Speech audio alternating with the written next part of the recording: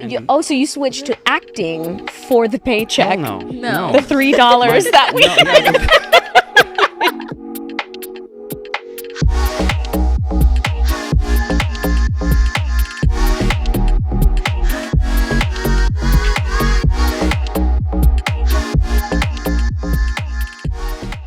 Someone in your class dropped out. Oh, yeah. Yeah. Yeah, it was heartbreaking Heartbreaking. for me. Heartbreaking. That's a strong statement. Well, he was my first acting partner, and we worked really well together. And so he called me up and said, I got to get out," and I didn't know what to say. I was really just,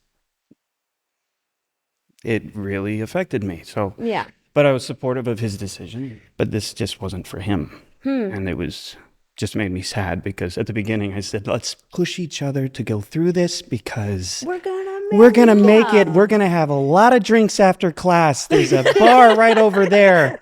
Let's get hammered afterwards in case we are emotionally affected. And so, yeah, it was really sad because you're developing friendships in this class, and it was hard to take. Yeah. So.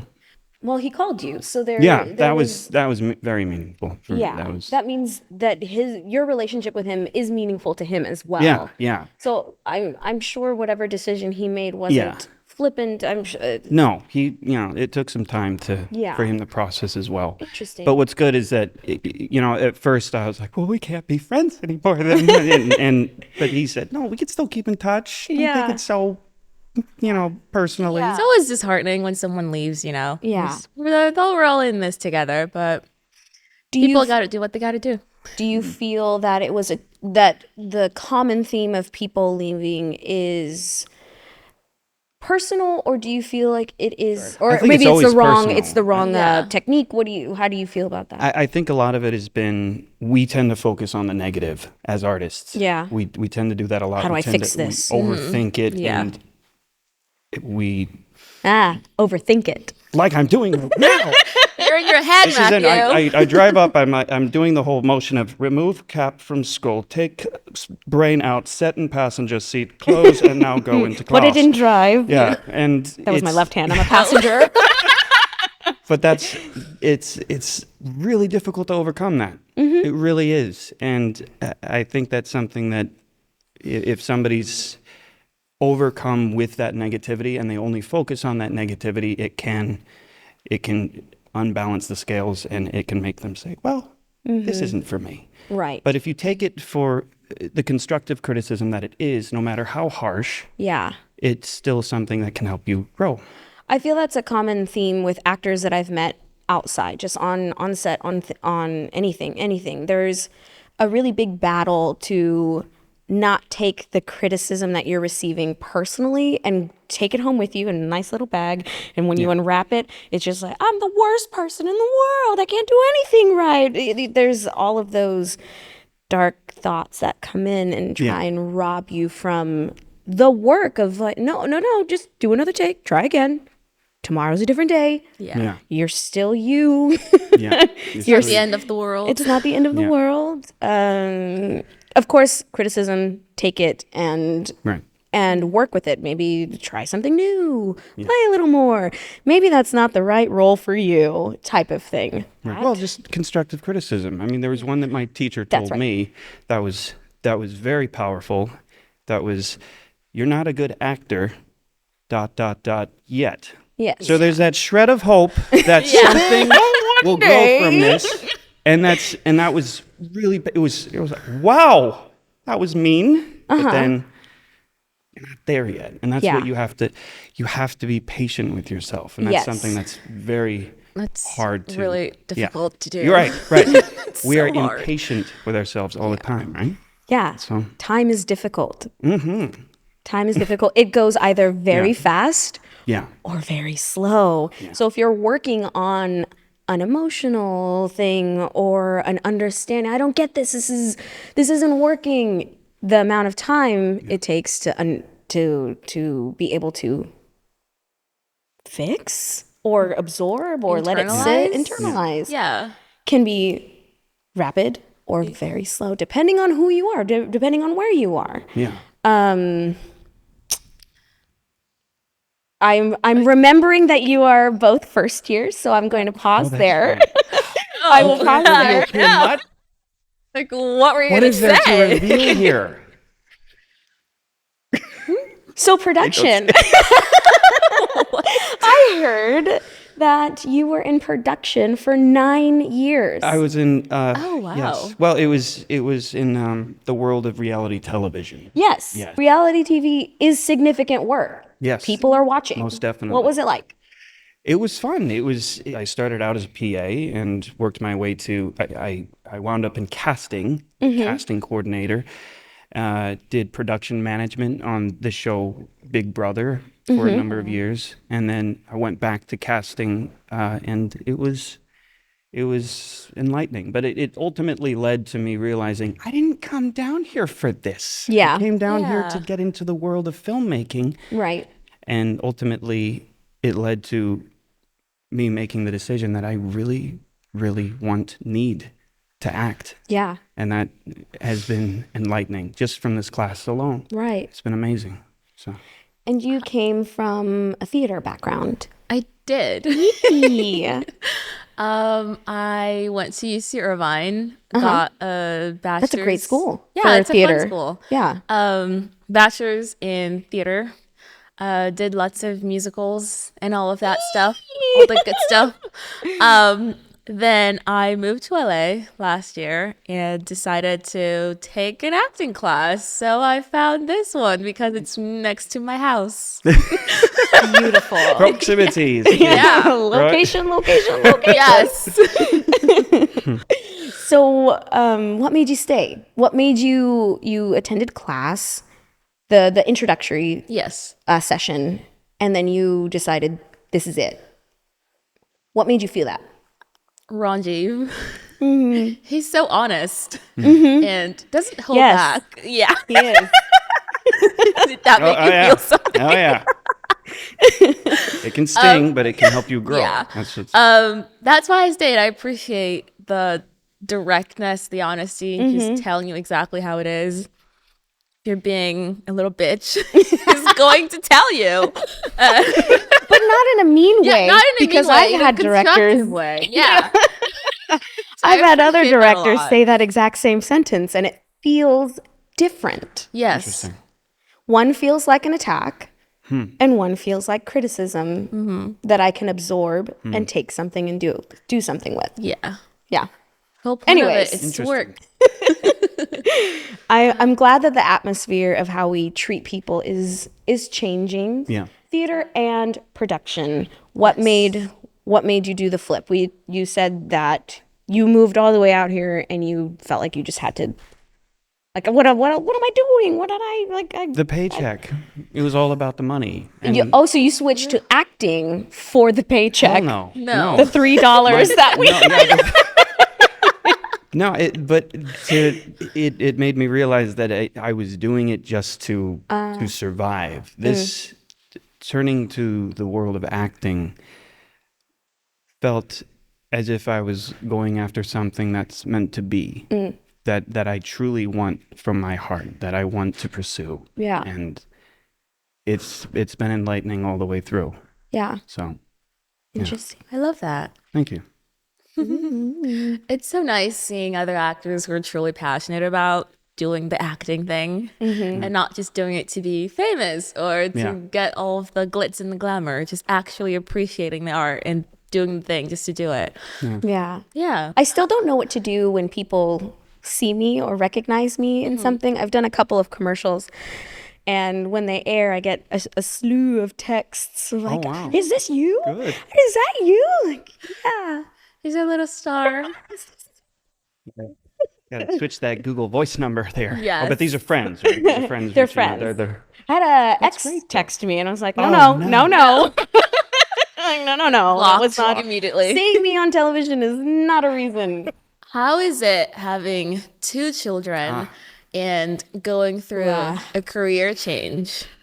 That's a big one. They're 7 and 4. My son is Theo, and my daughter is Bella, and they are a handful. So the plan for me thus far has been to train myself up in acting And as soon as they're old enough and I can kick them out the door and say, walk yourselves to school. So how do you balance things with your wife? You have rehearsal, you have class, you have performances. How do you balance that? One step at a time, and constantly writing stuff on our calendar board in the kitchen. Organization and communication. And a lot of organization. And she has been supportive every step of the way through this. Because we have class on Wednesdays, she took off work to work from home to help me out with that. So that's been very, very helpful.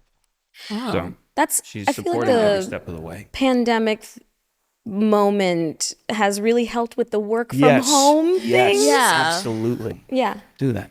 How did the pandemic work for you? I heard that you took on a new project that blew up.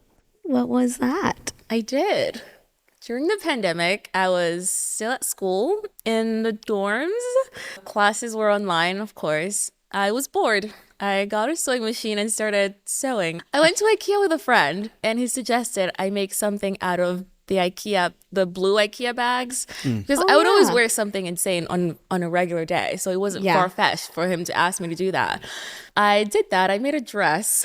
Out of IKEA bags? Dress. I posted it online. Everyone got obsessed with it. It was just a silly little thing I did. Then I did more. And then I did Target. I did Walmart. Target bags? Yes. I did Cloth Trader ones Joe's. No. Plastic ones? Yes. The cloth ones were Incredible. the Trader Joe's. Yeah. Uh-huh. So that's just how the whole online thing started. And I discovered that during the pandemic. That's when I started sewing. Yeah. After the plastic bags and stuff and all that, I was like, wait, maybe I should actually try making clothes out of, fabric. So I started doing that, and people still love those because everything I make is just a little unhinged. I'll make the top and a bottom, but there'll be something about it that's a little extra. Yeah. Like this. I was like, oh, it's just a top and a bottom. Let me add something to make it more fun. I like it. It reminds me of a stegosaurus. I love that. Yeah. Yes, it's like that. Stegosaurus arm. That's what everyone said. It's like a that little dinosaur. I call it the dinosaur outfit. I love it. And I love that it's a dinosaur outfit without any green. There's no green on it. A dinosaur outfit. That's perfect. What about you? How was your time during the program, going through the entire thing? It fit. The program fit for how I deal with emotions, everything that I have inside of me that I've experienced already so far. We focus on imagination, right?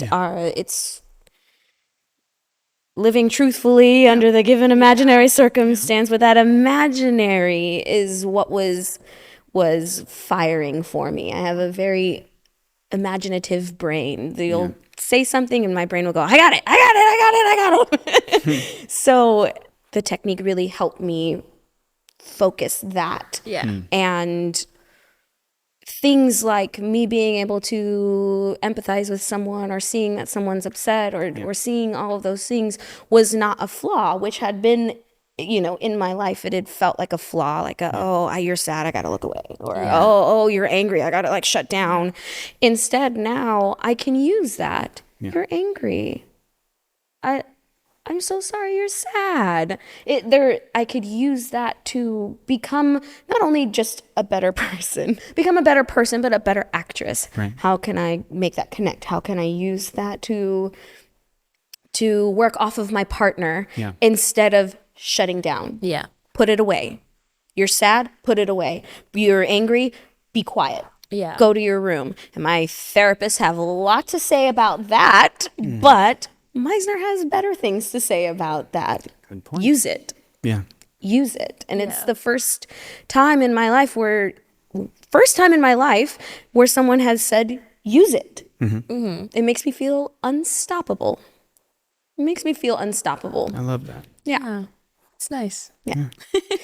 So the program, there were challenging times, of course. There are emotions where I understand them a little bit better.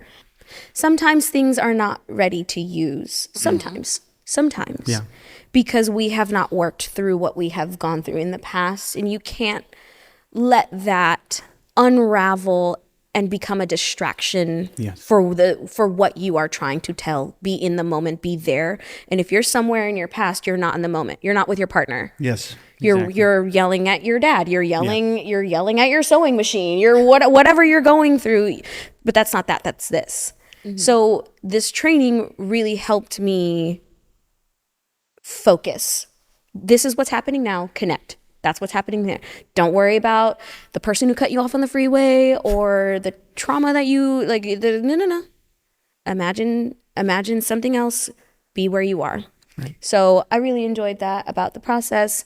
I also had classmates leave. For multiple reasons. Yeah. I've had classmates leave because they booked something. They booked something great. Yeah. And that's what we want. Yeah. Right? That's what we're doing this for, to act, to do the work. So those ones felt more lighthearted, like, bless you, blessings go on, go forth and multiply. Yeah. Can't wait to see you on the screen. Invite me, show me. I'll send you a screenshot when I see you on Netflix.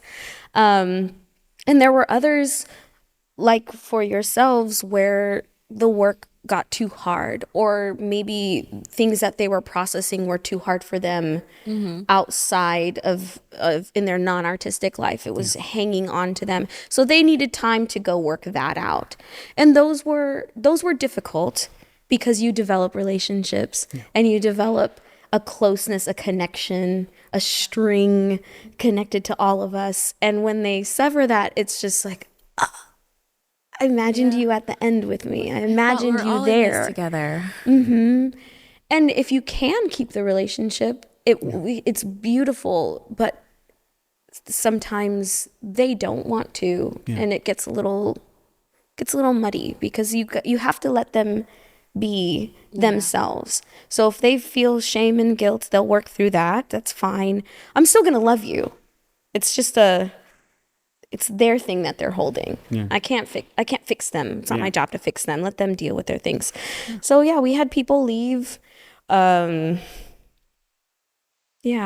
sad. It's sad. Yeah. We're not for everyone. That's why there are multiple techniques. I just happen to fit this one better. Yeah, I feel that too. When it comes to this just being pertaining to acting, I feel like it's so much more than that. It seems to pertain to a way of life that you should communicate with others in a way where it's not about you. You make it about the other person, and that has been huge. It's been huge for me, because I feel like I could be more of a narcissist in so many factors. I feel that could be something that's just artist or creative related, where you're so fixated on yourself that you don't look at and observe the other person, like you were saying earlier. Yeah. Someone's sad, someone's angry, you avoid that. You try to avoid that entirely, because you don't want that on. Yeah, I don't want that. Stuff. I don't like how you make me feel right now. Yeah, exactly. So this has opened my eyes. I didn't research Meisner before coming to class. I didn't either. Really? I didn't know anything. Oh. I also went to school for vocal performance. There's some theater stuff. It was like musical theater things that I've done, but I wasn't like in a school for acting. Like people would be like, Stanislavski, like, who? Adler. Idea.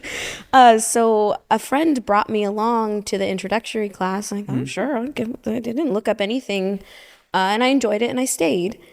But then people have this this continuing joke of, you're studying Meisner, blue shirt. Yeah. Like I don't understand the joke. Yeah.